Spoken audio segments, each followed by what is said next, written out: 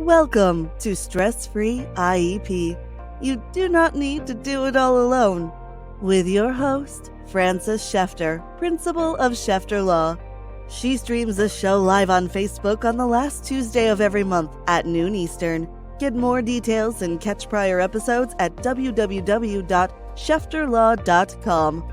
The Stress-Free IEP video podcast is also posted on YouTube and LinkedIn. And you can listen to episodes through Apple Podcasts, Spotify, Google Podcasts, Stitcher, and more. Now, here's the host of Stress-Free IEP, Frances Schefter.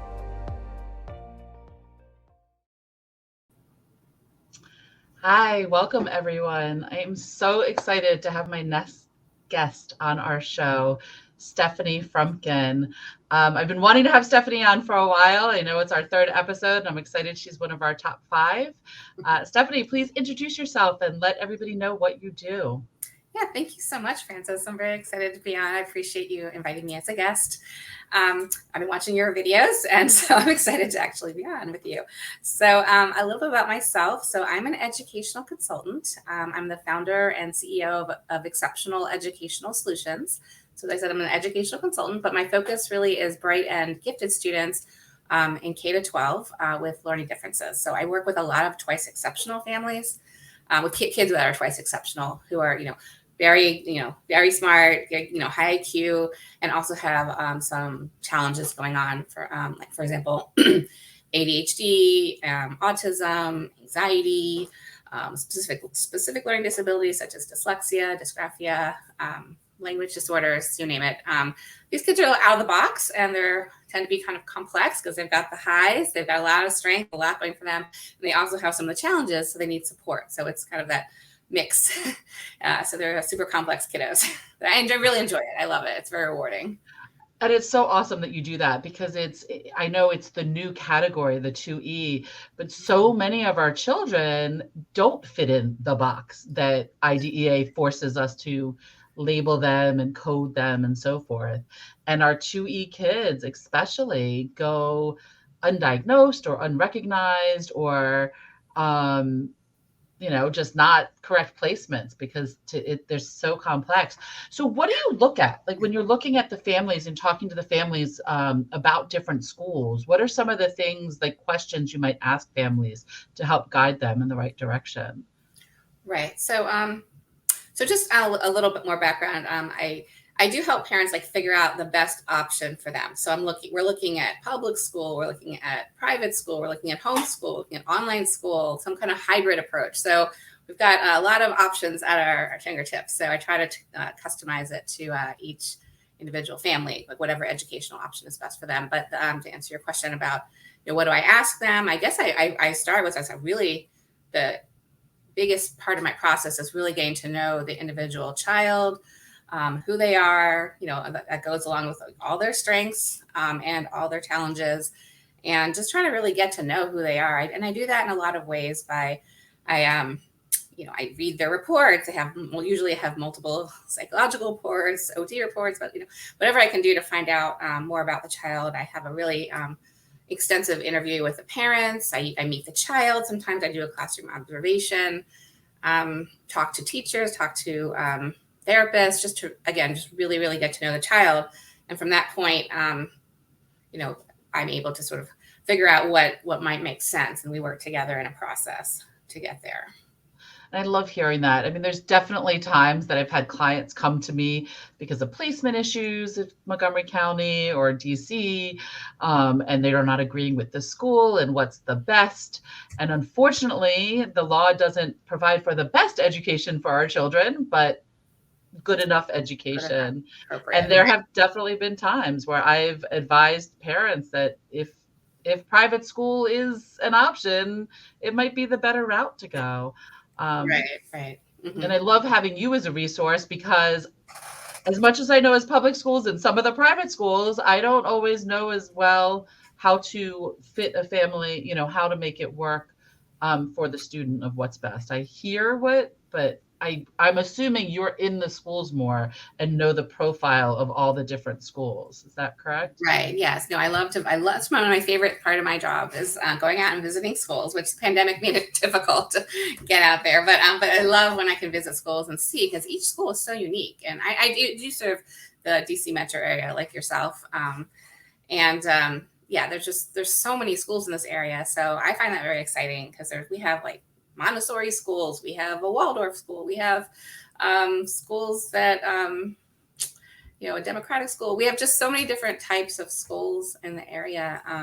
A project-based learning. I mean, there's just so many really cool different types of schools out there. And then we have homeschool co-ops that have different flavors. There's some that do like serve more of the gifted population, and some that are just more, like have a social justice value. There's just so much out there. So I love that there's so much variety of classes for families to take. There's online school. I mean, I love it. There's so much. I'm all about options and what does work best. So I mean, clearly I'm also an advocate. I'm a public school advocate and I'm a private school advocate. Whatever, I try to help the families however I can. But you're right. It is a bit limiting if you're only. I mean, it's definitely what you do is super valuable, but it for the individual family, it could be limiting in what would be the best fit for them. So. Right. And unfortunately, sometimes finances is huge, because I'm assuming the private schools are costly and there's not getting the difference between private schools and non-publics. Yes. I know I've done a video on that because a lot of people get confused. Like, well, can't we get, the county to pay for our private school? It's like, well, no, yes. A non-public school, which is a special ed school, which are very different. Yes. Can you go into a little bit of the differences that you see with the private and non-publics? Well, sure. My understanding of non-publics is generally they're following the IEP. They have to have certain standards they have to follow that are based on the state standards. So they have, you're very familiar with this, but they have to meet their child's IEP. There's a lot more flexibility in a private school. I mean, it may or may not serve the child, but it's, clearly the individual what will work best. But I mean, some private schools are able to serve needs not following exactly an IEP. I mean, usually it depends depending on the type of school. I mean, some of them do offer a lot of supports and have therapies involved, but some of them, some kids like that in a public school setting where they they need an IEP and they need a lot of supports. Just if they have an alternative type environment, they might not need a lot of support. They could just have a little plan perhaps, or if it's very small and everyone knows everybody and the teachers are warm and loving and have a positive relationship. I mean, a lot of students, they can do really well with that. So they might not need all the rigorous supports that they might need in a non-public school or a public school. I mean, some kids need that clearly. And right. No, it's definitely, I mean, the non-public, it's all special education students. Yeah, so the profile is very different of what your child is. And for our 2E kids, I know can be challenging because although the non-publics are on the regular curriculum, high school, are what they're supposed to be on the regular education curriculum that they're following, it can be a little bit more challenging. And sometimes our 2E kids, because their intellect is so high, they tend to get bored. And I know from my classroom days, a bored child is just as bad, has just as difficult of a time as a child that's lost, because that's when the behaviors come out. Yes, exactly. I wish schools would have a better understanding of that. And when they're determining like if a child, is eligible for an IEP, so a lot of times would dismiss them because their grades are good. Well, they test well. I mean, these 2E kids, they tend to test very well at the very least. Some do really well with their grades, some don't. Some have perfectionist tendencies and a lot of anxiety. So even though their grades are good, that might not actually be a good sign. Some of them have straight A's, and that actually might be showing their severe anxiety with that. I've seen that, and I've seen a lot that schools say, well, they're so smart and they're doing it all. It's all behavior that they're not turning in their homework, Oh, yeah. or Yeah. which is our executive functioning issues with our autism spectrum children, or even our ADHD children. And so they need that support. And schools are like, no, they have a high IQ. Right. I know I've seen that a lot, and I fight the schools often on that, I'm to sure. get the right environment. I Yeah. know class size is huge though with the Yes. private schools. Yeah, the private school, so they can. I guess it varies. Right. Private. No, huge is in that they're smaller class sizes. It's a huge factor that you have to look Oh, at. yes. Right. Sorry, that didn't come out right. Yeah. Yeah. I mean, I will say that would be a benefit to a lot of the private schools, that there's like a lot of them have very small classes, or could be a very small environment where some of that anxiety will just dissipate. And I mention anxiety a lot, I think, because of the pandemic, and just there's so much anxiety. But also, I do believe that kids who are not getting their needs met in school, in public school, I'm finding like there's this autism anxiety. I find autism, ADHD, and anxiety, they all go together. Even, or dyslexia and anxiety, ADHD and anxiety. There's always like the anxiety piece, and sometimes the depression and self-esteem is really a big concern, because if they're not getting their needs in school met, then they cycle, and they feel badly about themselves. They can't meet the expectations of what what the teachers expect from them, and some of them who mask their disabilities very well, they're not getting served well. So a private school that's smaller could actually help. And I see that a lot. I 100% agree with you with the anxiety. It's often because one of the challenges, or with our 2E kids, is that they're bright enough to know that they're different. Yes.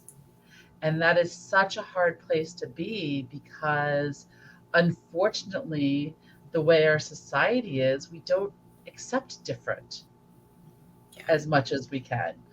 Right, for sure. And even the whole IEP model is this, medical model, the diagnosis with, rather than like neurodiversity, the whole neurodiversity movement is very positive, and people are different, people think differently, let's accept people that are different. And schools are just not set up that way, I think, currently. Right. And I know one of the issues I've had with eligibility is that everybody in the room at an IEP table agrees that the child needs some extra supports. Mm-hmm. But then when you go down the eligibility checklist, mm-hmm. they don't fit in this box. Mm-hmm. They don't fit in that box. They don't mm-hmm. fit in this box. Oh, well, they don't qualify. We can't give them supports. And It's just so frustrating, because if a kid needs supports, we should be able to put supports in place. Yeah. But that's a whole nother discussion of how it I agree completely. It's fairly hard, and it seems I don't know, less staffing shortages, I don't know, but it seems to be even harder to get eligibility these days. Assessments. No, agree. Yeah. It's challenging, because I see also the problem is that a lot of schools, I don't know if you're seeing this as well, is that a lot of schools, we've said, if the child's succeeding, they don't need an IEP, but they don't factor in all of this outside things that the parents tend to do.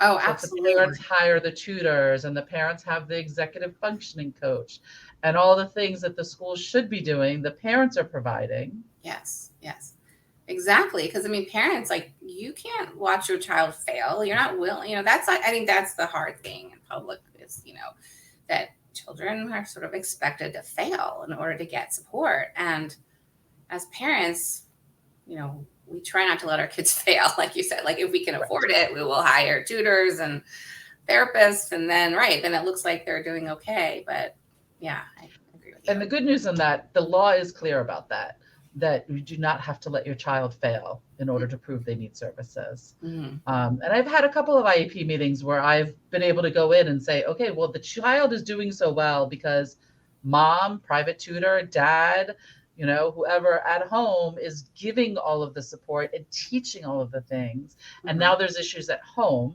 Mm-hmm. Whereas if we take those factors and put the supports in the school where it should be, it just makes a happier family and a well-rounded child. And the child's happier because then they can not have to be on all of the time. Exactly. That's You know? great. That's great. You're helping parents that way. It's really important. Yeah, exactly. And I mean, it's all, I mean, I say it all the time. It's all about the kids and it's focused on the kids. I love hearing that you go in and get to know the child. Because while I'll do like the paper side and get to know the child and the interview with the parents and stuff, and it's a little bit more limited when we're going in the public school, but you get to go in and really get to know the child and match them with a Yeah. good school. Mm-hmm. So what are some of the questions you might ask parents to help them? Because I know you've said sometimes parents come to you thinking they're going to go one way, and then it totally, pivots another way. Yes. What are the questions you ask to get them there? Yeah. So I'll talk a little bit about the first part of what you just said, because I think it's really interesting. I find it very interesting in my work because as I said, I work with sort of these complex profiles, and parents, they just say, oh, like, I think I want you to help me find a private school for my child, or I want you to help me with my child's IEP, or I want you to help me, homeschool, or I don't know, whatever it is. I mean, a lot of times they'll come to me but then once I dive in, I find that once I I read the paperwork, I talk to the child, I talk to the family, a lot of times we'll go in multiple directions. And that's actually the crux of my work, really, is it's just being there for the family and getting all the information and guiding them and sort of this journey but I try to remind my parents it's a process. We will get there. It might take several months, but just engage with me in the process. And I generally have a pretty good intuition after gathering a lot of information. I kind of have a sense where I think this child should be. And sometimes it takes a little time to get the parents on board with that. I have to sort of help them see, or we might try a few things. And I might ask them to go visit a few schools, or, consider this. And sometimes it takes a little time, but and then sometimes things happen in the middle of our process, the child of now they're in a private school, and now they've started getting counseled out of their private school, and now we have to look at something for the intermediate placement and the long term. So it's just a little bit, it's a little crazy, but I love it. It's super rewarding. And it's so great that you're there and available for the parents, because it's hard. My daughter, I'm always open about it. My daughter has an IEP, and I remember and the mom guilt, because this is what I do for a living. I'm a former teacher. I'm a former special ed teacher. How was my child, and then not always knowing what's right. Yeah, absolutely. I can relate to that, because I feel like also similar situation here. And it's really different when it's your own child. And actually, that's how I got into this work, because I had a really hard time as a parent trying to figure out the best educational options for my child. We went a lot of different directions. So I feel like I want to offer that to other parents. But I do want to get back to your question now. You asked me what do I ask them? So some of the things that I will, I want to uncover for sure. So it's a process in terms of reading paperwork, interviewing the child, observing the child, talking to parents, whoever, talking to a therapist, whatever it takes to learn. But then some of the questions I might ask are, I want to find out more about the child's disability and just how it presents. How does it present in the classroom, or how is this, what does this look like? Your child has autism. So what does that look like? Does it look like are they having meltdowns? Are they having difficulty making friendships? Are they, it's just, some kids, extreme. Some kids are throwing things, that's a very different school fit we're going to need for a child who has, having regulation issues and is, kind of externalizing their behaviors, versus if they're internalizing the behaviors, they're internalizing it and a lot of times having that anxiety and depression. That's also equally difficult. Neither is positive, but it's still do a different fit. Because I have to also be realistic about schools. Because I talk to admissions directors, and I know the schools that will be open to kids that are more externalizing behaviors. And I have to be really aware of that, and other ones that can support a child that are internalizing issues and can support an emotional level. So I have to just be really careful and understand how things are presenting. Other things are, you wouldn't be surprised. I found this as I started going along in my work. I found that every family is just so different. And I really look at it holistically for the whole family. I mean, clearly the child is most important, but I really feel like this has to work for everybody. And No, exactly. yeah, so I have to so I try to pull out information from parents, and try to just get as much information as possible, their values, I mentioned social justice, if that's something that's important to them, to their family, or that's really important that there's green space, that there's a lot of nature, or if it's important that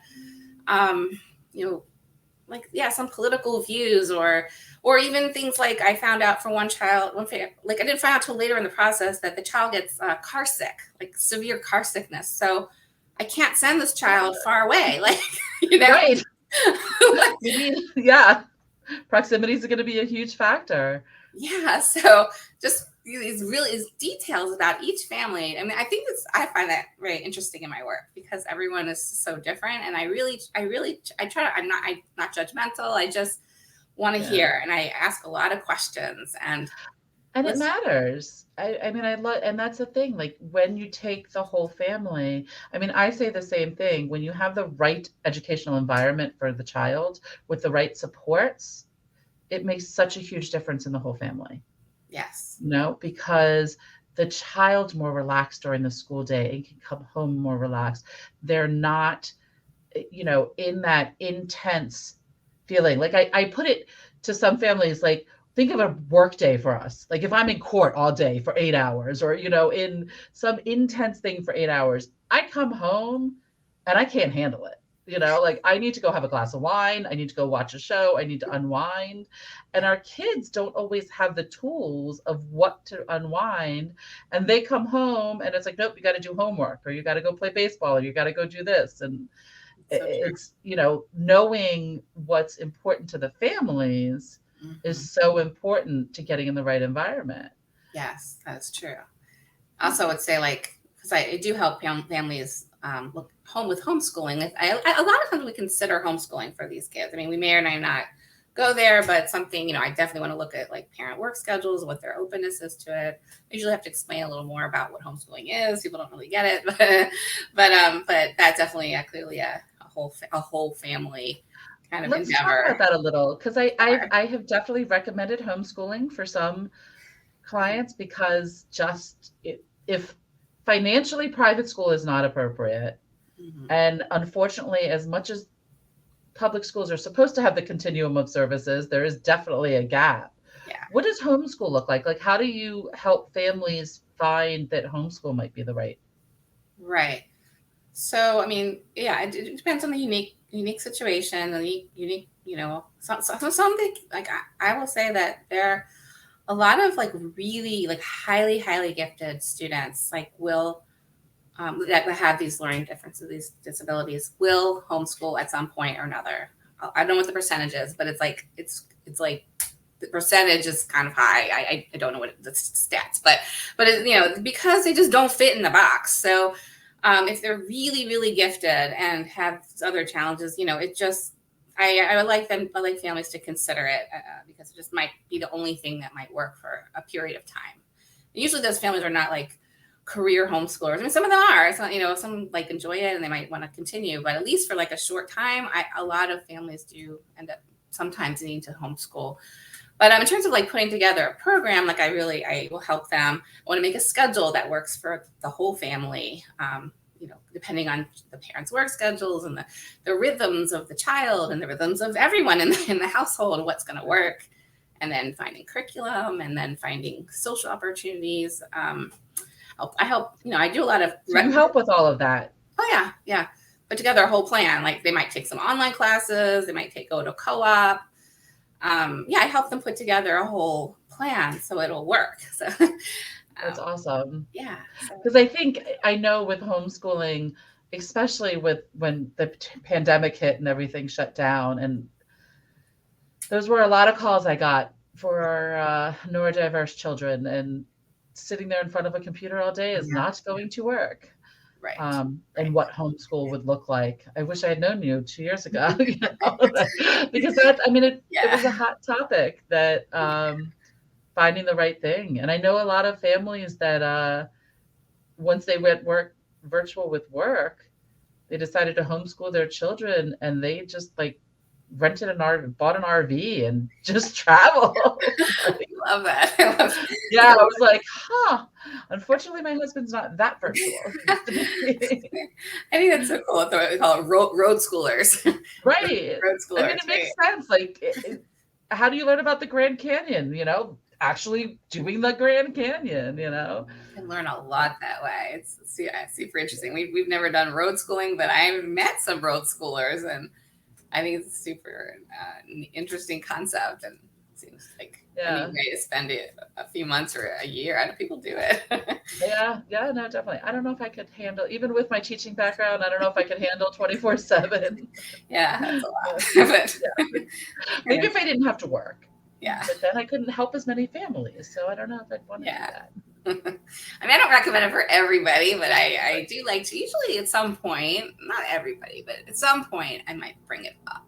So I would say I'm not helping that many people with actual homeschooling, but it's something, because people, it's not like the most popular choice usually, but it's something that we always discuss, especially if the student is being counseled out, like sort of basically expelled or, from their school.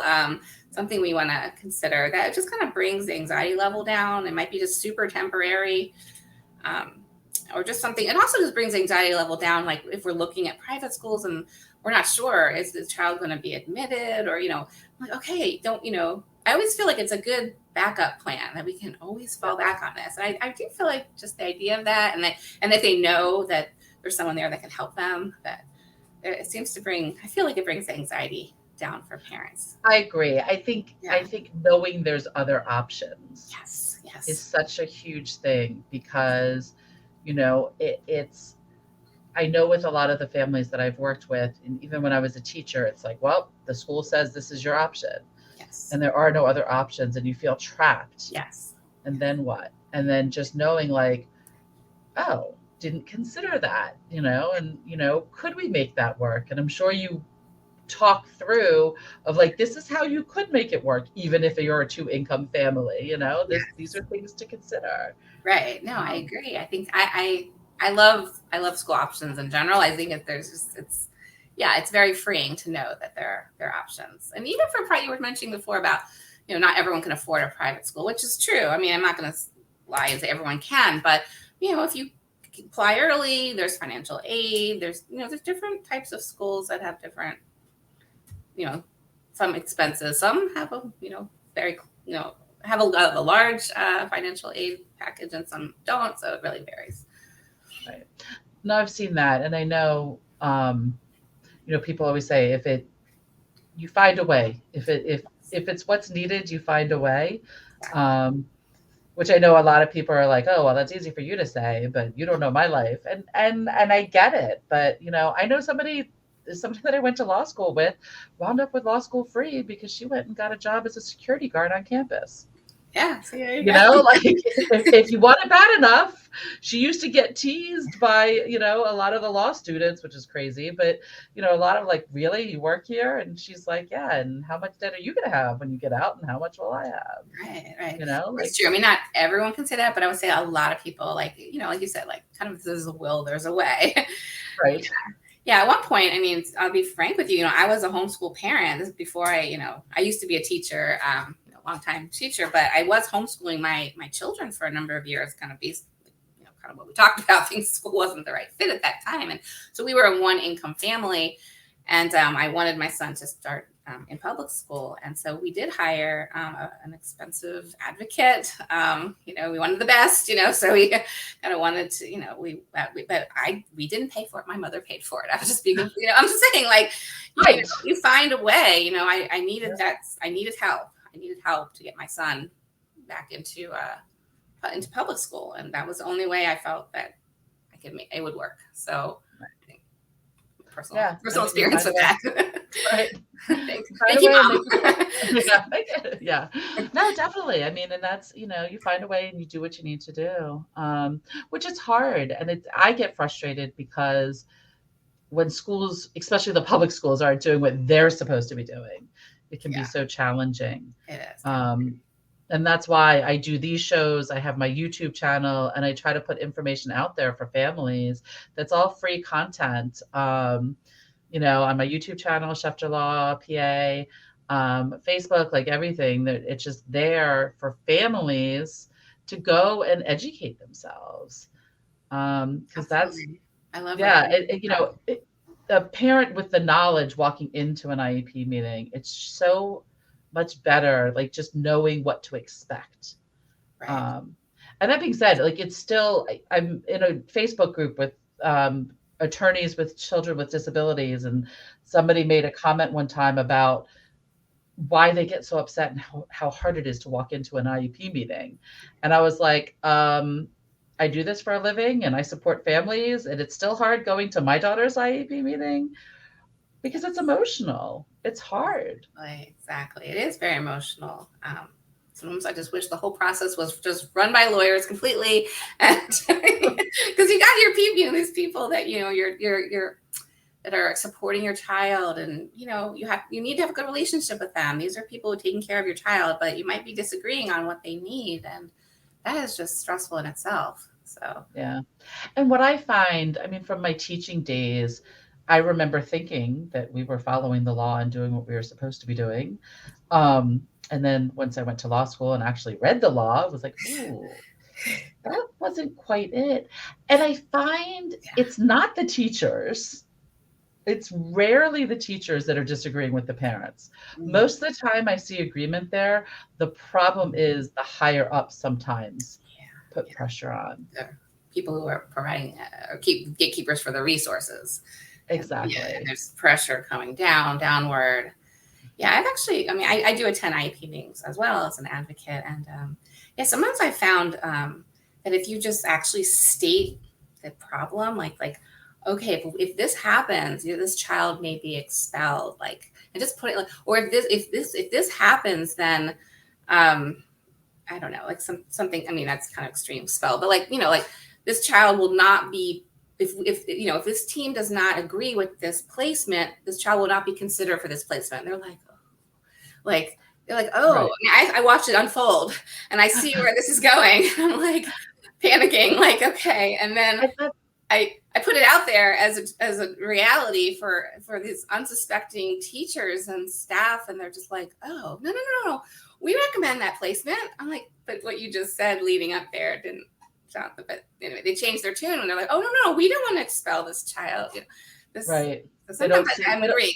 They don't really get it, what's happening. Yeah. And I've had times that we've had discussions, like there was one with extended school year, and I remember, and they're going through the checklist, and it was a child with a learning disability, and they're like, well, doesn't qualify for ESY. I'm like, ooh, wait a minute, why not? Mm-hmm. And they're like, well, because it's not a critical life skill. I'm like, reading's not a critical life skill. Math's not a critical life skill. And all of a sudden they're all like, oh. Yeah. Because as a teacher, we were always that, it's for our more severe kids for extended school year. Yeah. And that's not what it is. So I got over that hurdle, and they're like, well, there's no regression. I'm like, no. The teacher said over winter break there was regression. Mm-hmm. And then they're like, okay, so they qualify for ESY. The teacher said it without realizing, ESY, no. But when they were talking about what happened in the reality of what they saw, it was 100%. Yes, extended school year, they qualify. Yeah. And that extended school year is a whole nother thing on appropriateness, which I've done a presentation, which actually people can download on my website, an extended school year, because extended school year is not limited to the summer. Mm-hmm. Those 3 to 4 weeks that the school system provides. Right. That's not what extended school year is. It doesn't have to be in that building, or it could be a lot of different things. Exactly. Yeah. As long as you find it appropriate. Right. I feel like we could talk all day on this stuff, because we're just so, and it's funny because people are like, well, wait a minute, doesn't she do what you do? And I'm like, no, she doesn't. And that's a thing. It's like, yes, with the advocate, it might overlap a little bit, but it's not the same. It's more, I can see how we complement each other and how Absolutely. referring clients, because as we know, schools, they'll pay attention to advocates to a point, but there comes a point that sometimes an attorney is necessary. Absolutely. And, 100%. Yeah. yeah. And you have a lot more training, than an advocate. I went through a program that was, a good program, and I learned a lot, but I will always defer to an attorney if needed, because if I have a question. So, yeah. And I always defer to you. I believe I've even sent clients to you of like, when they're looking at a school, I'm like, yeah, I can recommend what I've heard, but you truly know the details of the schools and can get in there and find the right match, because even private schools might not be the right match. And knowing which schools are better to support our 2E kids and support our neurodiverse kids is so important for parents not to waste time trying to get into a school that might not be appropriate. Right. I see that all the time. Like, oh, we've applied to all these, these 4 schools and we were rejected. I'm like, okay, well, I'm not surprised, because that's not the right fit for your child. Like, what I know. And so, well, thank you for thinking what you do is valuable. I think what you do is valuable too. And so, I'm glad we. Yeah. No, I love that you say that, is that coming to you saves a lot of time, because that's what I say as well, is that starting with having support earlier in the process makes things go easier. And people are like, oh, I don't want to bring an attorney in. That makes it adversarial. But no, it doesn't. It doesn't have to be adversarial. It just makes sure that people are doing what they're supposed to be doing. Exactly. Clearly, getting help early is important and could be very helpful and save a lot of stress. Yeah, stress-free IEP. Right. Exactly. I love your tagline. I think it's perfect. Yes. Thank you. So how can people reach out to you? How can people connect? Sure. The best place is my website, which is exceptionaleducationalsolutions.com. I said that very slowly because I know it's a lot of words. The link will definitely be in the show notes. Okay. When it's posted, so people can find you. I'm on Facebook, I'm on LinkedIn, I'm on Instagram, Twitter, whatever. But so you can find me there. But the best place to find learn more about me, what I do, and you can connect to find me is through my website. So thanks. Perfect. Awesome. Yeah. Thank you, and thank you so much for joining me on my show, and one of my first 5 people to get us kicked off. And I look forward to working with you in the future. Likewise, Frances. Thanks so much for having me as a guest. I really appreciate it. It's fun talking to you today. Thank you. Take care. You've been listening to Stress Free IEP with your host, Frances Schefter. Remember, you do not need to do it all alone. You can reach Frances through schefterlaw.com, where prior episodes are also posted. Thank you for your positive reviews, comments, and sharing the show with others through YouTube, LinkedIn, Apple Podcasts, Spotify, Google Podcasts, Stitcher, and more.